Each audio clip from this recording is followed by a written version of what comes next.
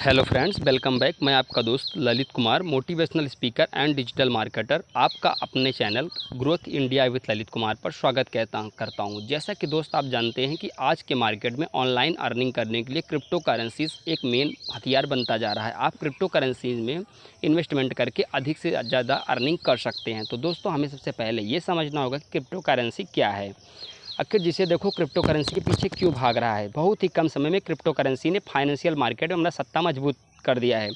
क्योंकि crypto currencies को digital money भी कहा जा सकता है, क्योंकि ये केवल ऑनलाइन ही उपलब्ध है और इसे हम फिजिकली लेन देन नहीं कर सकते। दूसरे करेंसी जैसे कि भारत में रुपीज़, यूएसए में डॉलर, यूरोप में यूरो इत्यादि को सरकारें पूरे देश में तो लागू कर सकती हैं और इस्तेमाल भी कर सकती हैं। ठीक वैसे ही करेंसीज़ को भी पूरे इस्तेमाल में लाया जा सकता है। लेकिन यह समझने वाली बात है कि इन क्रिप्टो करेंसीज़ के ऊपर गवर्नमेंट का कोई भी हाथ नहीं होता, क्योंकि ये डिसेंट्रलाइज्ड करेंसी होती है। इसलिए इनके ऊपर कोई भी एजेंसी या सरकार या कोई किसी बोर्ड का कोई अधिकार नहीं होता, जिसके चलते इसके मूल्य को रेगुलेट नहीं किया जा सकता।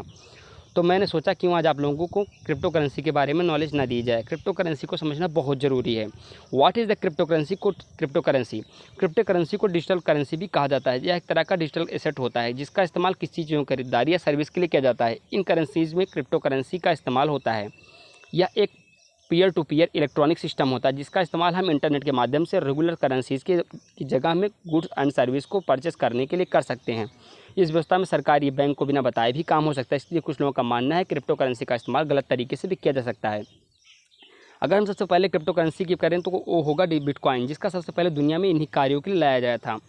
अगर आज हम देखें तो लगभग 1000 से भी ज़्यादा क्रिप्टो करेंसीज पूरी दुनिया में मौजूद हैं, लेकिन उनमें से कुछ ज़्यादा ही महत्वपूर्ण है, जिसके विषय हम आगे चलकर हम जानेंगे।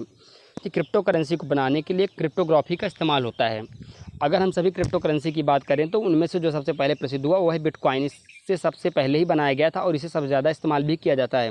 बिटकॉइन को लेकर काफ़ी कंट्रोवर्सीज आई, लेकिन आज में बिटकॉइन क्रिप्टो करेंसीज में सबसे ऊपर स्थित है। यहाँ मैं आप लोगों को कुछ दूसरे क्रिप्टो करेंसीज के बारे में बताने वाला हूँ, जिनके बारे में जानना बहुत ज़रूरी है कि क्रिप्टो करेंसी क्या चीज़ें हैं, क्रिप्टो करेंसी कितने प्रकार के होते हैं, टाइप्स ऑफ क्रिप्टो करेंसी जाना बहुत ज़रूरी है।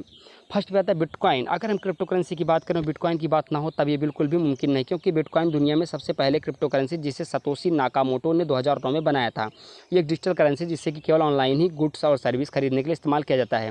यह एक डिसेंट्रलाइज्ड करेंसी जिसका मतलब है कि इस पर गवर्नमेंट या कोई भी इंस्टीट्यूशन का कोई भी हाथ नहीं है। अगर हम आज की बात करें तो इसका मूल्य अब काफ़ी बढ़ गया है, जो कि अब लगभग 13 लाख से लेकर 24 लाख के करीब है। इसकी एक कॉइन का मूल्य दोस्तों, एक कॉइन का मूल्य है 13 लाख से लेकर 24 लाख रुपए तक।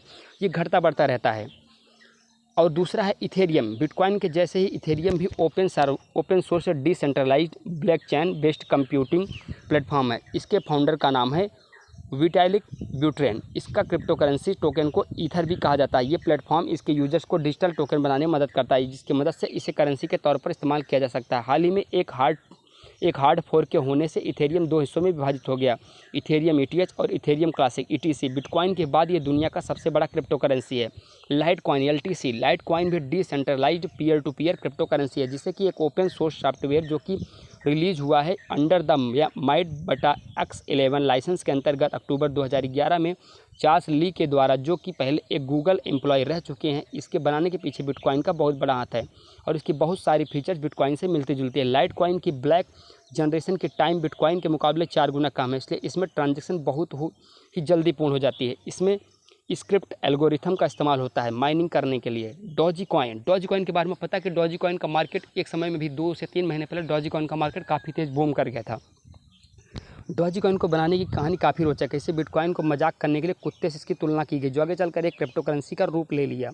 इसके फाउंडर का नाम है बिली मार्कोस। लाइट कॉइन की तरह इसमें भी स्क्रिप्ट एल्गोरिथम का इस्तेमाल होता है। आज डॉजी कॉइन की मार्केट वैल्यू है $197 मिलियन से भी ज़्यादा और इसे पूरे विश्व में 200 मर्चेंट से भी ज़्यादा में एक्सेप्ट किया जाता है। इसे में भी माइनिंग दूसरे के मुकाबले बहुत ज़्यादा होती है।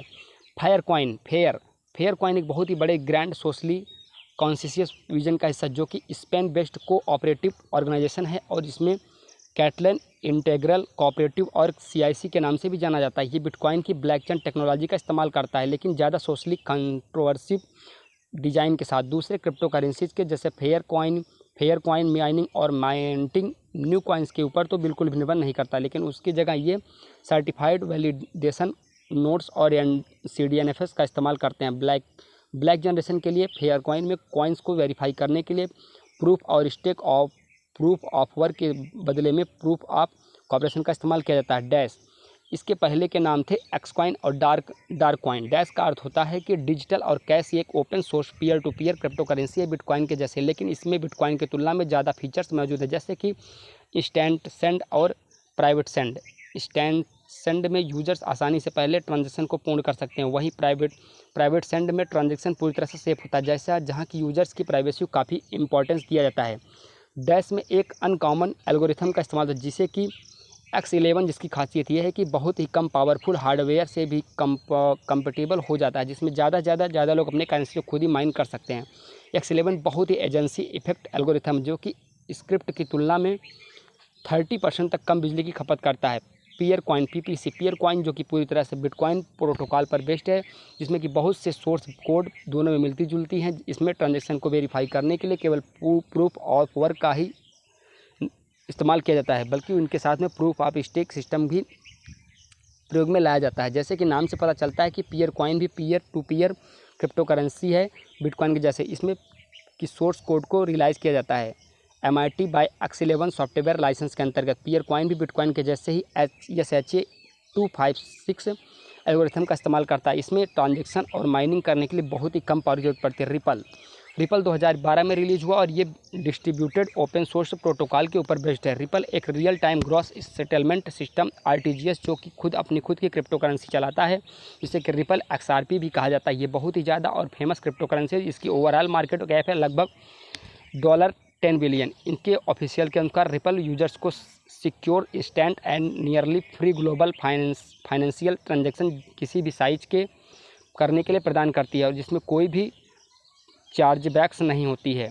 मोनेरो XMR ये असल में बिटकॉइन के फोर्क से पैदा हुआ है सन 2014 में, उसके बाद से ही प्रसिद्ध लाभ की है। ये क्रिप्टो करेंसी सभी सिस्टम जैसे कि Windows, Mac, Linux, Android and free BSD में काम करती है। बिटकॉइन के जैसे ही मोनेरो भी प्राइवेसी और डिसेंट्रलाइज पर फोकस करती है। बिटकॉइन और मोनेरो में जो सबसे महत्वपूर्ण अंतर वो है कि बिटकॉइन में हाई एंड GPUs का इस्तेमाल होता है, वहीं मोनेरो में कंज्यूमर लेवल CPUs का इस्तेमाल होता है। क्रिप्टो करेंसीज के फायदे। What is the benefit of crypto currency? Crypto currency में फ्रॉड होने के चांसेस बहुत ही कम होते हैं। क्रिप्टो करेंसी की अगर बात की जाए तो ये नॉर्मल डिजिटल पेमेंट से ज़्यादा सिक्योर होते हैं। इसमें ट्रांजैक्शन फीस भी बहुत कम है।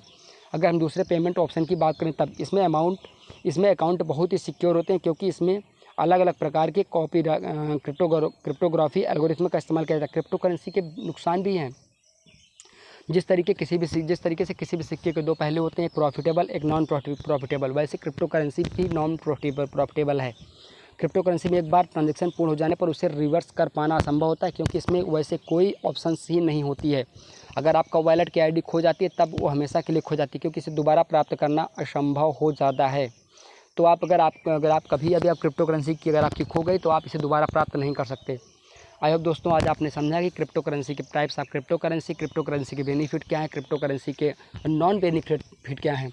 आगे आपको हम बताएंगे क्रिप्टो करेंसी में माइनिंग क्या होती है, क्रिप्टो करेंसी को हम यूज कैसे कर सकते हैं, और क्रिप्टो करेंसी के और भी जो चीज़ें हैं, क्रिप्टो करेंसी के टाइप्स और बिटकॉइन के फ़ायदे, बिटकॉइन के नॉन फायदे, बिटकॉइन की इसमें मार्केट में वैल्यू क्या है। तो आपको आगे की वीडियो देखने के लिए जैसे कि आप आगे की वीडियो देखोगे आपको काफ़ी चीज़ इसमें समझ में आ जाएगी। आई होप आपकी आज की वीडियो आपको अच्छी लगी होगी। अगर आपको आज की वीडियो अच्छी लगी तो आप लाइक कीजिए, कमेंट कीजिए, शेयर कीजिए, सब्सक्राइब कीजिए। Thank you.